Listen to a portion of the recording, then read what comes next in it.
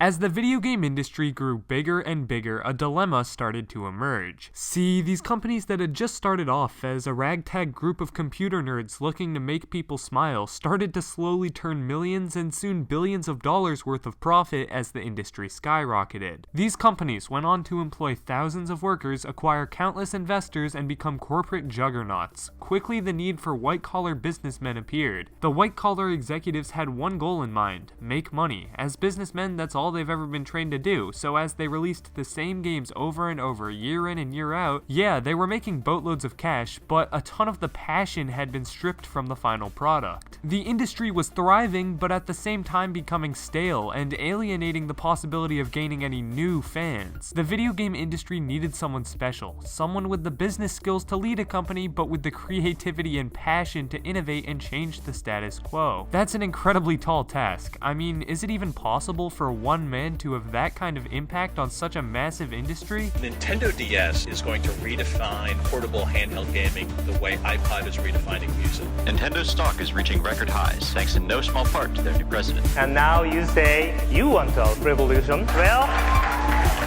we've got one.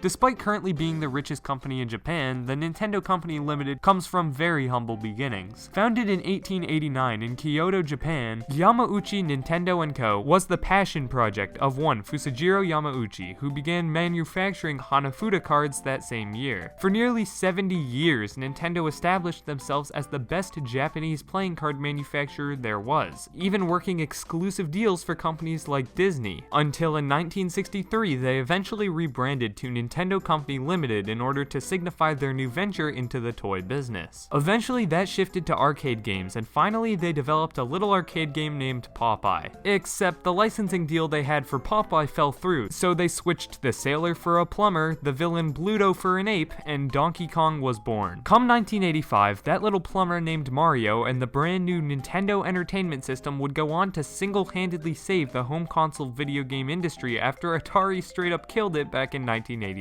Since then, Nintendo hardly looked back, creating console juggernauts like the Super Nintendo Entertainment System, the Game Boy line of products, and effectively introducing the world to 3D gaming with the Nintendo 64. However, 2002 marked an important passing of the torch for Nintendo. Company president Hiroshi Yamauchi announced his retirement and named Satoru Iwata as his successor. The GameCube, which had released a year prior, was poised to be Nintendo's worst-selling home console of all time, and the competing PlayStation 2 was absolutely flying off store shelves. Iwata was also given his role as company president when video game console sales as a whole were decreasing. He had to steer the sinking ship to safety, all while facing the criticism of being the first president in this company's 100-year-long history outside of the Yamauchi bloodline. Before officially stepping down, Hiroshi Yamauchi directly spoke to critics of his successor by saying, "The reason for Iwata-san's selection comes down to his knowledge and understanding of Nintendo's hardware and software. An executive, regardless of his vast successes, is fundamentally an executive who doesn't intimately understand our products. Over the long term, I don't know whether Iwata-san will maintain Nintendo's position or lead the company to even greater heights of success.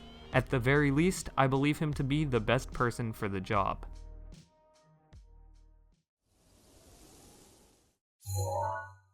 Born on December 6, 1959 and raised in Sapporo, Japan, Satoru Iwata was born into an extremely traditional family. In the subway station before his trip to school, Iwata would use the public computer terminal to play a basic numeric game, simply dubbed Game 31, until he had completely mastered it. With his interest in technology peaked, Iwata saved up just enough money to purchase an electronic calculator. He would end up reprogramming this calculator with very simple games, and Iwata would show them to his friends. To his surprise, they actually enjoyed his games, and from that point on, Iwata said he knew what he wanted to do in life.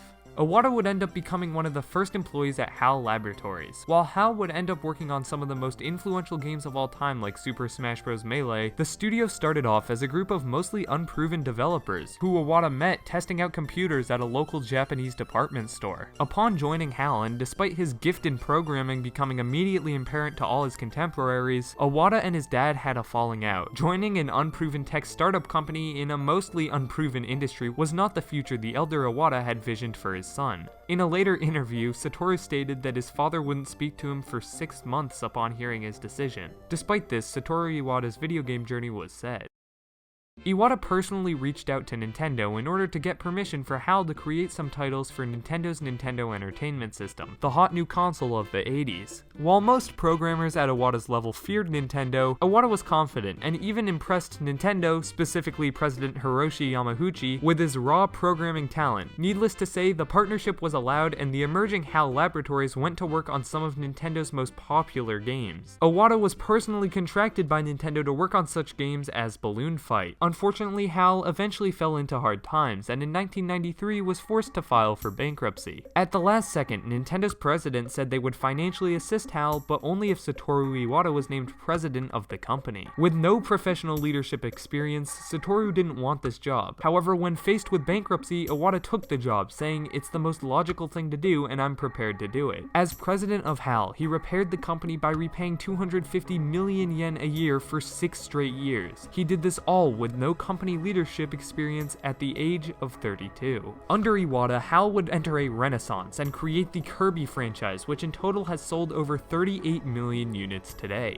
Iwata was also approached by Shigesato Itoi, creator of the Mother franchise. Itoi and his team were working on Mother 2, but development had essentially devolved into a standstill. The code in progress was apparently so disjointed that Itoi recalls Iwata saying, "If we complete it by fixing what you have here, it'll take 2 years. If it's okay to start from scratch, we can be done in half a year." At this time, Mother 2 had already been in development for over 4 years, but true to his word, with Iwata's assistance, the project started again from scratch and was completed in exactly 6 months. Mother 2, known as Earthbound in other regions, would go on to be considered one of the best role-playing games of all time. Another remarkable story of Iwata's programming talent came when Game Freak was developing Pokemon Gold and Silver for the Game Boy. Game Freak was disappointed to find that their original vision for the game would not work, as fitting the regions of both Johto and Kanto was just too much content for a Game Boy cartridge. When Iwata heard of this problem, he created an entirely new data compression method for Game Boy, which allowed Game Freak to continue their initial vision. A year or so earlier, when Game Freak and Nintendo were creating Pokemon Stadium for the Nintendo 64, Iwata offered to help out, despite not even working for either company. Development stalled when programmers were required to port the battle system from Pokemon Red and Green over to Stadium. They didn't have the source code for the original system, and developers feared that trying to recreate the exact same mechanics without that source code would be futile. Iwata stepped in and created the Pokemon Stadium battle system in just a week. When the original programmer of the Red and Green battle system heard this, he exclaimed, "What kind of company president is this?" Iwata's days as company president at HAL were filled with stories like this, and his frequent displays of leadership gave president of Nintendo Hiroshi Yamauchi enough reason and confidence to name him as his successor. Iwata graciously accepted in 2002, and the video game industry as a whole stepped into a new era.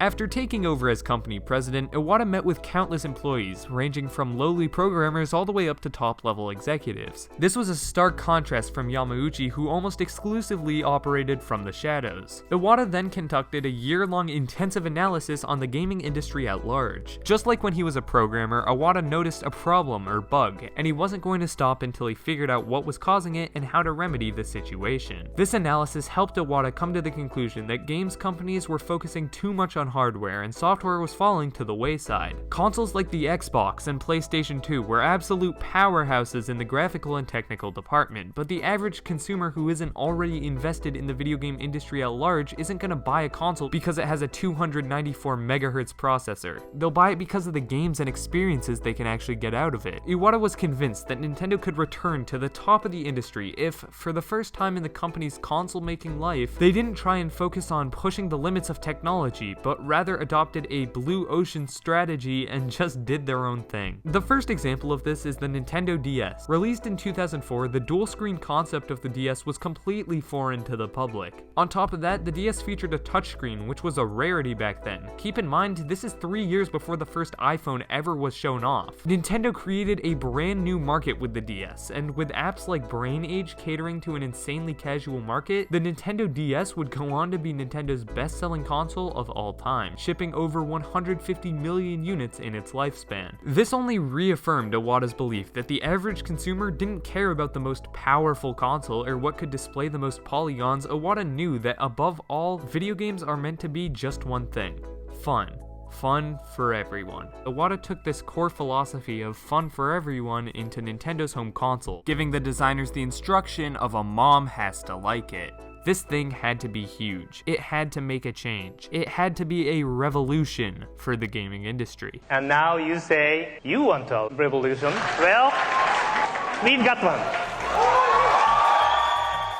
Revealing the sleek new console from his jacket pocket, not even Iwata knew how momentous this moment would end up being. At E3 2005, Satoru Iwata changed the gaming industry by revealing the Nintendo Wii. While competitors Sony and Microsoft were breaking graphical barriers with the Xbox 360 and PlayStation 3, here came the Wii, barely more powerful than the underperforming GameCube. Alongside critics of the console's power came those questioning its almost childish-sounding name and unconventional controller. All such critics would be silenced, however, once the Wii hit the store's shelves. The Wii was an instant hit, selling 600,000 units in the Americas in just the first 8 days, Nintendo's best console launch at the time. The Wii was a massive success for Nintendo, but how? Everyone in the video games industry just thought it would be a failure, but that's just it. The Wii wasn't necessarily targeting the video games industry. With Iwata at the helm, his mentality of video games are meant to be fun for everyone was pushed to center stage of Nintendo. Back in 2006, it's not like Candy Crush and the mobile gaming scene had taken off yet, so culturally, video games were seen as a very niche hobby. Gaming wasn't something that most people had experienced in, so going for this untapped casual market was an incredible risk. Fortunately for Nintendo, their innate understanding of how to create joyous experiences led to a pop culture explosion. Games like Wii Sports and Mario Kart Wii were able to reach people who had never played video games up to that point. And just like that, Iwata and Nintendo had essentially created the market of the casual gamer. Can't remember every single button to press in games like Halo or Call of Duty? Come on over and just play Wii Bowling. You already know the point of the game, and as far as buttons, well, you are the controller. Not only did the Wii eventually lead to the gaming industry further adopting motion controls, but it paved the path for the casual gaming industry. The Wii showed that video games didn't have to be enjoyed by the stereotypical bearded basement-dwelling teens, but were rather just another entertainment medium, like television or books that could be enjoyed by all. The Wii ended up selling over 100 million units. Later on, when asked about the incredible risk of the Wii, Iwata had this to say: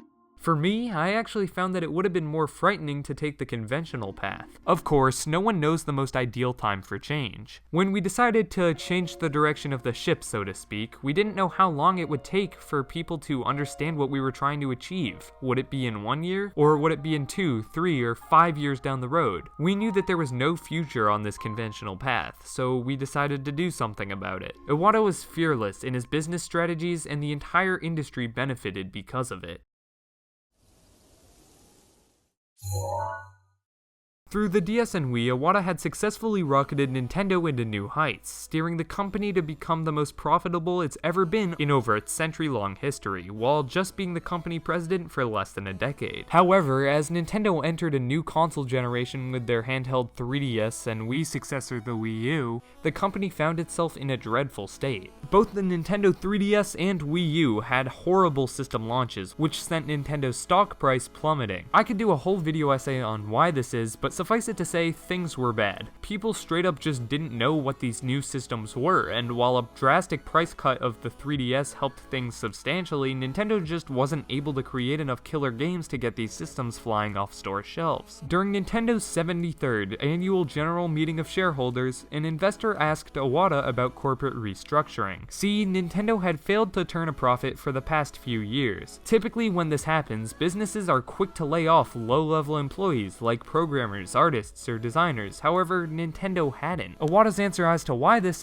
was simple. If we reduce the number of employees for better short-term financial results, employee morale will decrease. I sincerely doubt that employees who fear they might be laid off will be able to develop software titles that could impress people around the world. Iwata straight up refused to fire fire anyone and instead ate the losses himself, slashing his already modest salary by a whopping 50%. You heard that right. In an industry historically quick to lay off employees, the CEO of one of the world's most successful companies voluntarily halved his own salary instead of firing anyone because employees who are constantly anxious of losing their job can't create the joyous experiences that have become so synonymous with Nintendo. Come 2014 to 2015, the Nintendo 3DS was in full swing. The system ended up selling a whopping 75 million units, and the Wii U ended up receiving a stellar library of creative titles to call its own, most of which have gained new life on the Nintendo Switch. During this time period, Iwata also opened up a lot to the community. Under Iwata, Nintendo created the Nintendo Direct. These showcases were pre-recorded videos meant to show off Nintendo's upcoming releases. Iwata hosted these showcases and would frequently act in these cute little skits to announce a new game. His offbeat sense of humor and unique little mannerisms were instantly loved, and so refreshing to see from a CEO of a company. During this time, Iwata also hosted a series of interviews known as the Iwata Asks series. Iwata would interview developers and employees from Nintendo and end up getting some really unique insight into the game development process. Through these, Iwata became universally beloved by the gaming community.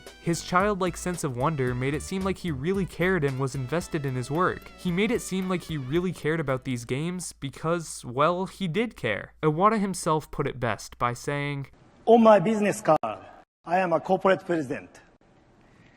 In my mind, I am a game developer. But in my heart, I am a gamer." Heading into 2014, Iwata had his annual planned appearance at E3, but had to skip because doctors had found a cancerous tumor in his bile duct. After news of a successful surgery, fans sent well wishes and kind words, but unfortunately for Iwata, the road to recovery was strenuous. On the outside, however, Iwata was all smiles. In the most Iwata way ever, he even updated his Mii avatar to reflect the weight he had lost in surgery and recovery. A year later at E3 2015, he once again had to miss his scheduled appearance, and Nintendo opted to announce their games via puppet sketches, presumably so the frail Iwata could still have a presence in what would end up being his final presentation. On July 11th of 2015, Satoru Iwata passed away at the age of 55 due to complications from the cancerous tumor in his bile duct. News of Iwata's passing rippled through the gaming community, and almost instantly, the Nintendo New York store was overflowing with fans looking to pay tribute to the visionary. Within hours of his passing, Miiverse, Nintendo's quirky social media platform created while Iwata was president, was filled to the brim with heart-wrenching tributes. Everyone from fellow Nintendo executives to longtime industry rivals showed their gratitude for Iwata and everything he did for the industry as a whole. 5 days later, Iwata's funeral was held, and even in the pouring rain, there were thousands in attendance. Up until his untimely departure, Iwata was constantly working on what could be the next big leap for video games. Even in the hospital just days before his passing, Iwata was giving the Pokemon Company CEO his thoughts on the game that turned out to be the global phenomenon Pokemon Go. One of his last major announcements as CEO was the existence of a new console, codenamed Nintendo NX. The NX was eventually revealed to be the Switch, and the Switch has ushered Nintendo into a new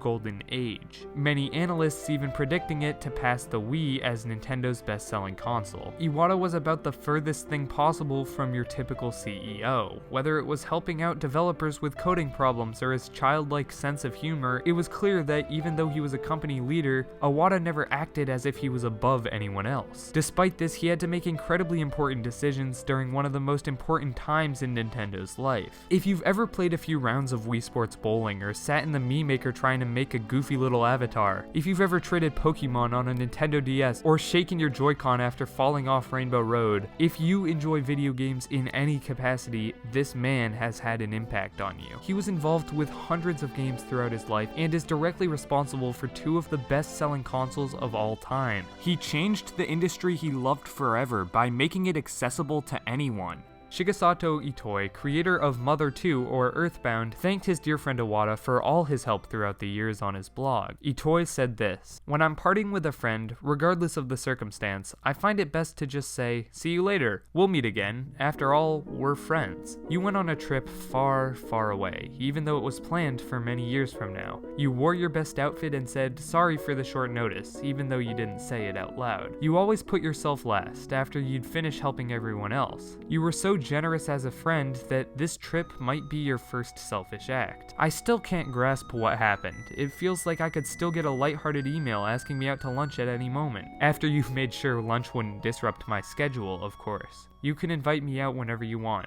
I'll invite you too. I still have a lot to talk to you about, and if I come up with any particularly good ideas, I'll let you know. So let's meet again. No, I suppose we're already meeting. Right here, right now.